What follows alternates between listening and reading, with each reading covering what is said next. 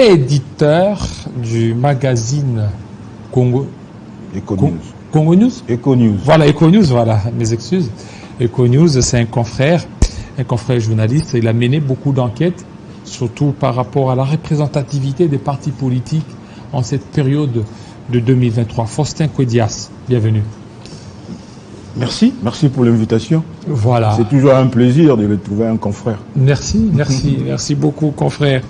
Alors, vous avez mené des enquêtes, j'ai lu, j'ai suivi des médias. Vous avez parlé des partis politiques, de la représentativité des partis politiques. Et vous avez énuméré plusieurs partis politiques, surtout à l'approche des élections. Ma question est simple. Sur base de quoi avez-vous mené toutes ces enquêtes?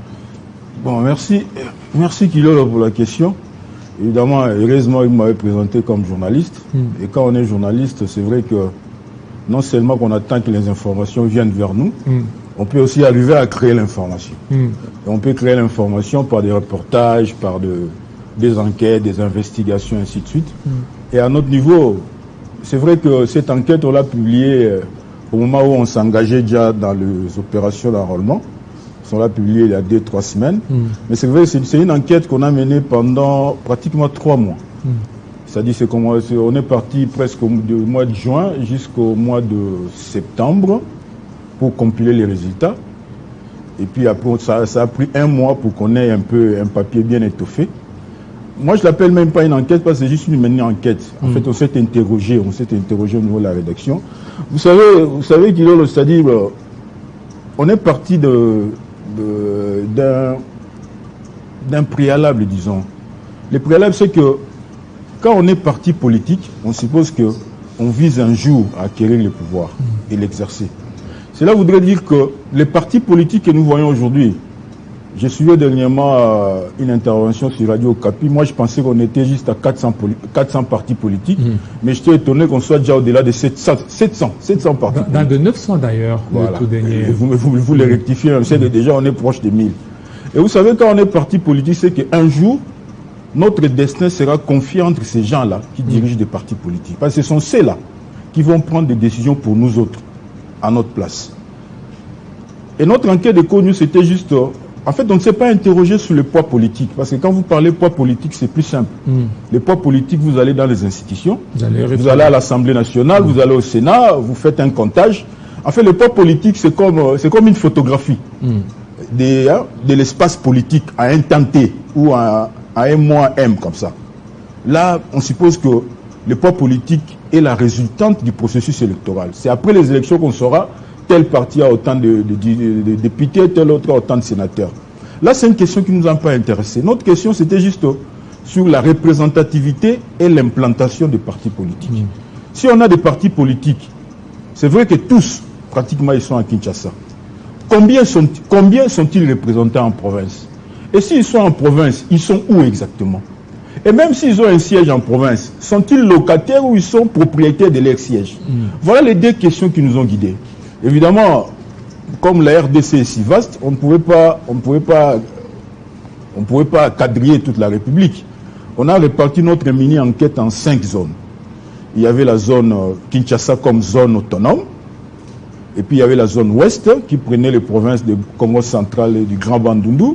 Il y avait la zone nord qui prenait les provinces de l'Équateur et une partie de la Chopo. Il y avait la zone centre avec le Grand Kasaï, et puis il y avait la zone sud qui prenait les Grands Katanga, les Maniema et une partie du sud Kivu et du nord Kivu. Et même dans ces zones-là, on ne s'est pas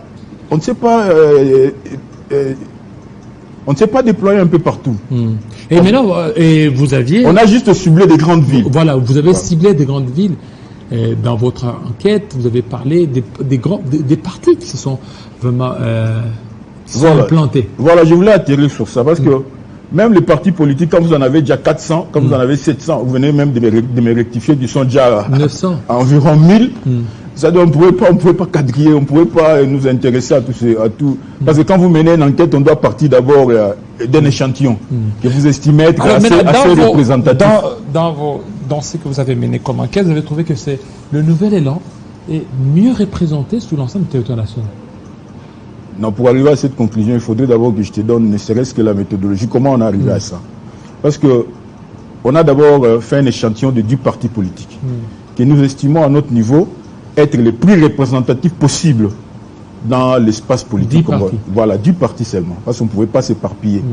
On a pris l'IDPS, on a pris les PALU, on a pris les MLC, on a pris l'INC, on a pris Ensemble pour la République de Moïse, on a pris... Pas le PPRD? Non, on a pris les PPRD, évidemment, c'est incontournable. On a pris les PPRD, et puis on a pris l'INAFEC de Kyungu, on a pris SID de Martin Fayoulou. Parce qu'en fait, notre enquête, quand vous lisez l'enquête qu'on a publiée dans les colonnes de CONews, on a posé que 2 questions.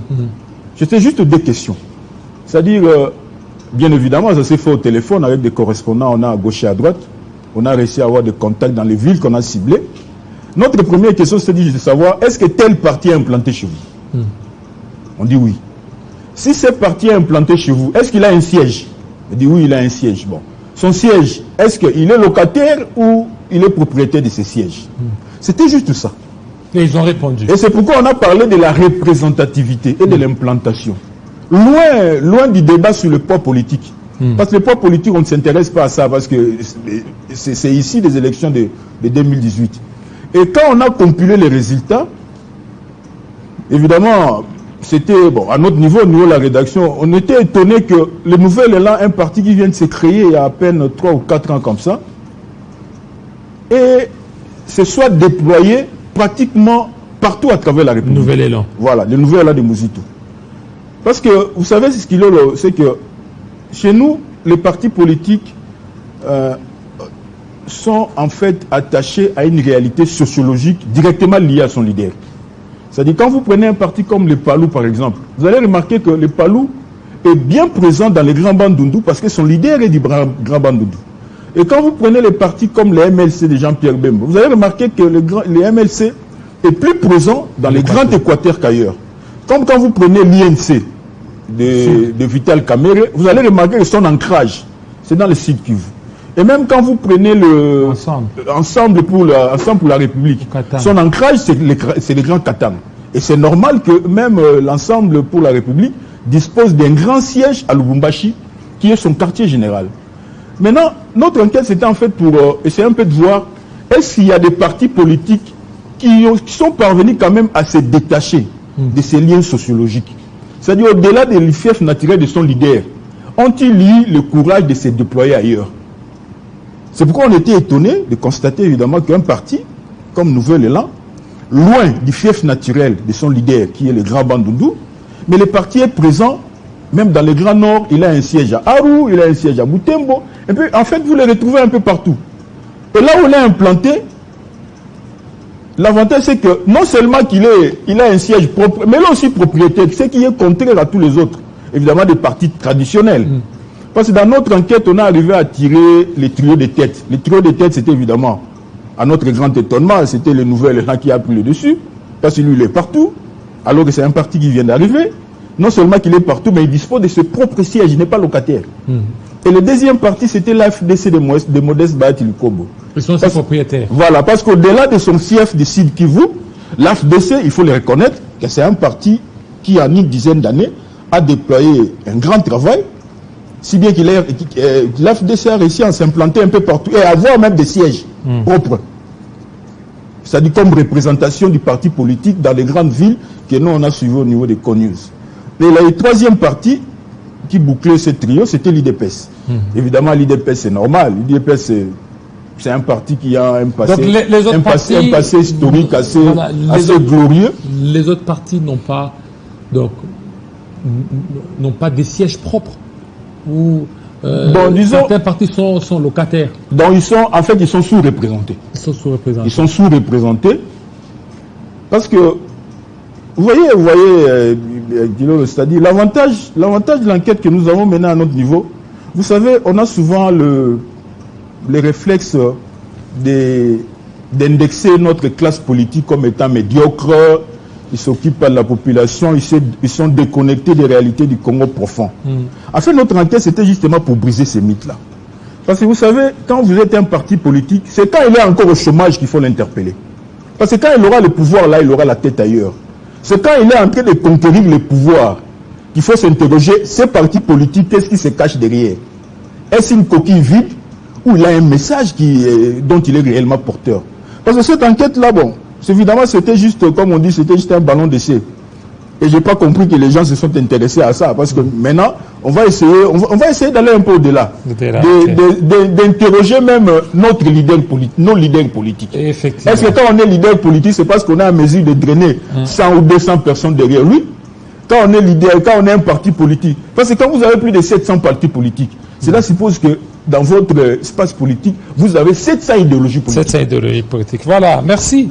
Merci beaucoup, Faustin Kodia. Surtout de cette belle analyse que vous avez faite. Merci, c'est moi qui vous remercie, surtout pour l'intérêt que vous avez porté à ça. Voilà, merci beaucoup. Nous allons parler quelques minutes avec un autre acteur. Celui-là, c'est un politique.